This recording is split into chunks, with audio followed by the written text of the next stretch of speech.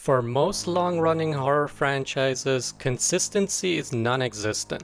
They start strong, become popular, get milked by studios, and eventually collapse under the weight of too many sequels, reboots, spin-offs, and increasingly desperate attempts to stay relevant. Just look at franchises like Halloween, Friday the 13th, or A Nightmare on Elm Street. As much as I love those films, every one of them has at least a few entries that most fans would agree are outright bad. And that's why the Evil Dead franchise is such a fascinating anomaly. With the release of Evil Dead Burn, there are now 6 films and 1 television series spread across more than 4 decades. And honestly, after watching this new entry, I still wouldn't call any of them terrible. Do I like some more than the others? Absolutely. But every single one works on its own terms. And that's an achievement very few horror franchises can claim. The reason for that consistency is that Evil Dead has somehow managed to maintain entertaining while constantly evolving. Every generation gets to own versions of Evil Dead while still feeling connected to the DNA that Sam Raimi created back in 1981. Which brings us to Evil Dead Burn, the newest chapter in the series. A film that is messy, flawed, occasionally exhausting, but ultimately another worthy addition to one of horror's most reliable franchises. Before getting into the new movie, however, let's talk about how we got here. The original Evil Dead remains one of the greatest examples of low-budget filmmaking ever put on screen. Made by a group of ambitious young filmmakers with a shoestring budget, the film feels raw, energetic, and constantly inventive.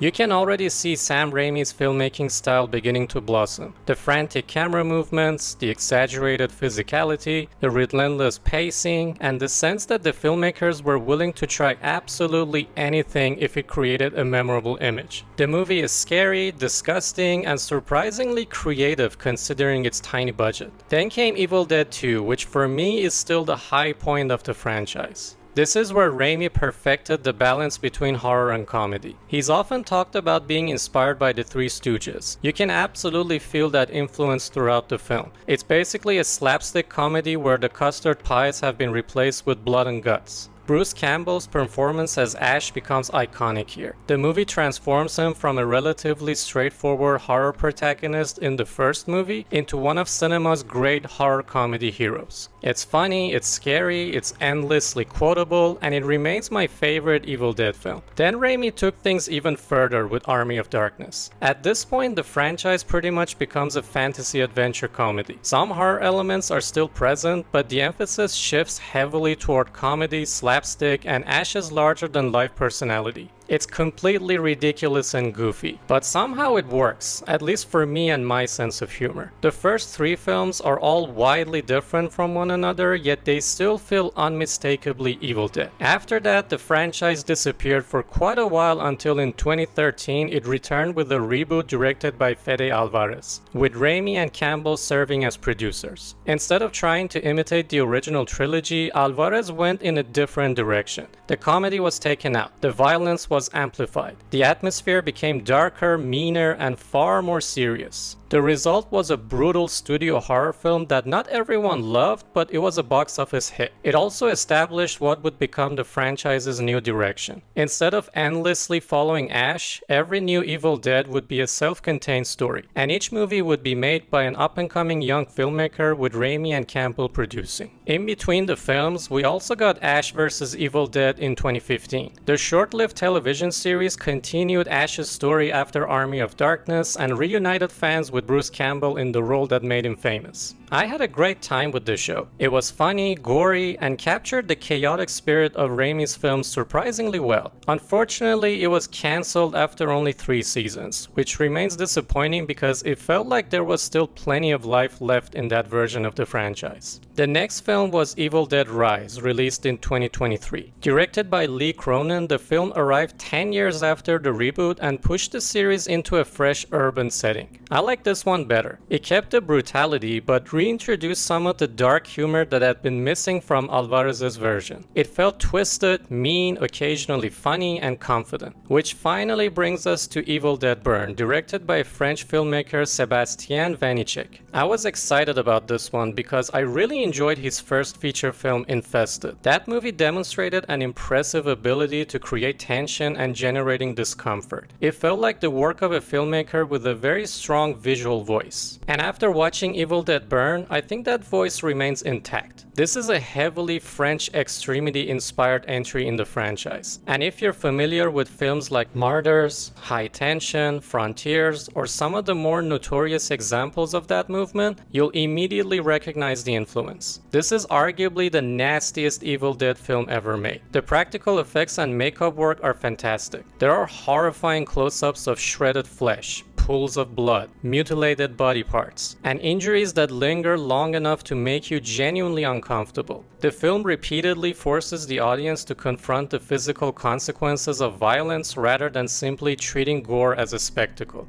It's grotesque and oftentimes effective. At the center of the story is a widowed woman dealing with her in-laws, which gives the film an interesting emotional foundation. Now, I wouldn't exactly call the story deep. And like many horror films, some of the characters' decisions are absolutely baffling. You'll probably find yourself asking why somebody made a certain choice multiple times throughout the movie. But the central premise itself is good enough to carry the narrative. The filmmaking is also impressive. Some of the camera work here is quite creative. The staging during many of the larger action sequences is confident and well executed, especially in tight spaces. Vanitschek is a director to watch out for. He demonstrates a much stronger visual command than one would expect from a second-time filmmaker. There isn't anything particularly groundbreaking underneath the film's grisly surface though. Its themes aren't exactly complex. The characters aren't nuanced. But what it lacks in depth, it compensates for through sheer commitment. The movie is incredibly mean-spirited, relentless, unforgiving. It simply refuses to let the audience breathe. Now, I can already imagine some fans arguing that it lacks the traditional Evil Dead silliness. And they're not wrong. This is probably one of the least comedic entries in the franchise. However, I didn't feel like it was missing the franchise's identity completely. There is still enough ingenuity, enough creativity, and even one running joke that mostly works throughout the film to remind you that this is still Evil Dead, just viewed through a different filmmaker's lens. That said, the film is very flawed. The biggest one is the runtime. At just under 2 hours, it felt overlong to me. Most Evil Dead films hover around the 90-minute mark. They're lean, efficient, fast-paced. This one keeps going and going and going, and eventually the constant brutality starts becoming exhausting. Not because it's too disturbing, but because the film simply runs out of momentum. The final confrontation also ends up being the weakest section of the entire film for me. After spending nearly 2 hours showcasing excellent practical effects, the climax suddenly relies on some noticeably weaker CGI. And unfortunately, the contrast is impossible to ignore. It's one of the few moments where the illusion breaks. This is absolutely not a movie for everyone. In fact, I'd argue it's one of the least accessible entries in the franchise. The violence is so excessive and the imagery so disgusting that this probably would have been banned in several countries during the 1980s video nasty era. Regular audiences may find it revolting and overwhelming, but for horror fans and especially Evil Dead fans, there's a lot to appreciate here. No, it isn't groundbreaking, and no, it isn't my favorite of the modern films. But once again, the franchise has managed to avoid producing a truly bad entry. That's 6 films, 1 television series, 45 years of history, and somehow the streak continues. What's perhaps most impressive is that every modern Evil Dead film feels like the work of its director. Alvarez brought relentless brutality. Cronin brought dark humor and family horror. Vanitschek brings French extremity influences and a suffocating sense of cruelty. Each filmmaker leaves their own fingerprint on the material, and that's exactly what keeps the franchise alive. Evil Dead Burn hasn't matched the box office success of the previous 2 films, but these movies are made for relatively low budgets, and the franchise remains profitable. In fact, the next installment, Evil Dead Wrath, has already been announced for a 2028 release, so the franchise continues. A horror series that reinvents itself every few years while somehow remaining unmistakably Evil Dead. And after all this time, that's still one of the most impressive achievements in horror cinema, I think. Let's hope this streak continues.